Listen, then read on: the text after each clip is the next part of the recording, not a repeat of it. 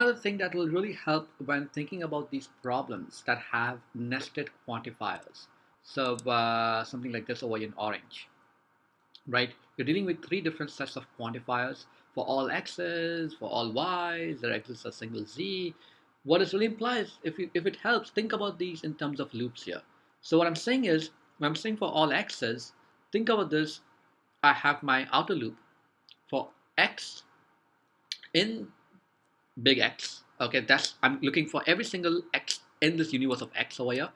Then I've got for all Y's here, and think of this as a nested loop. I have a nested loop here for Y in capital Y, and such that there exists some Z. So let's think about this. When I'm this X happens to be a universe of students, and this Y over here happens to be a universe or domain of buildings. So once I select X over here as, let's say, a bus here, I need to make sure that for this student Abbas, I need to go across every single building on campus, starting from, let's say, CAS to the psych building and so forth.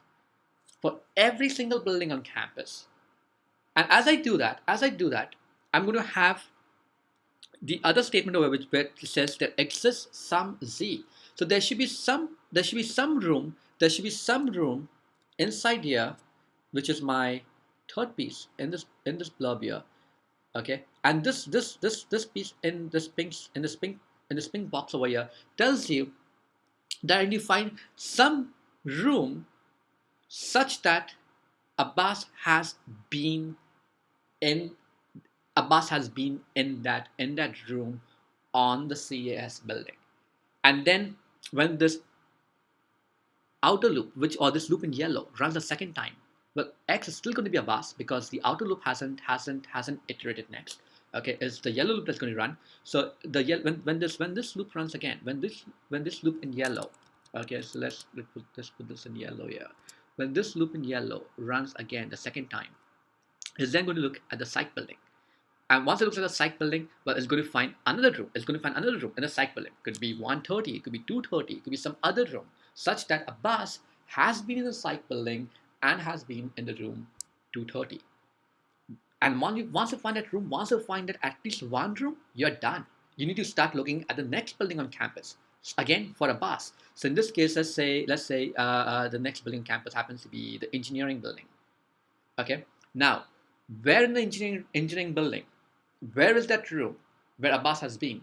So again, for Abbas in the engineering building, you're looking for a room where he has been in.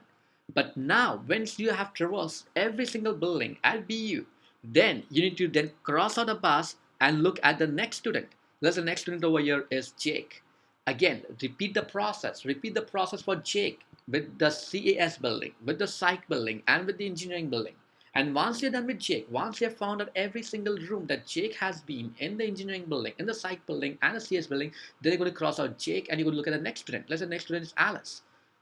And you're going to repeat the same thing for Alice. You're going to go across every single building on campus, and for every single building on campus, you're going to find at least one room where Alice has been to. Okay, so it really helps. It really helps when you start thinking about these in terms of nested loops here, and that just somehow sometimes get things a little bit more clear. It gives you a better intuition as to how you can read these statements here in terms of searching and so forth.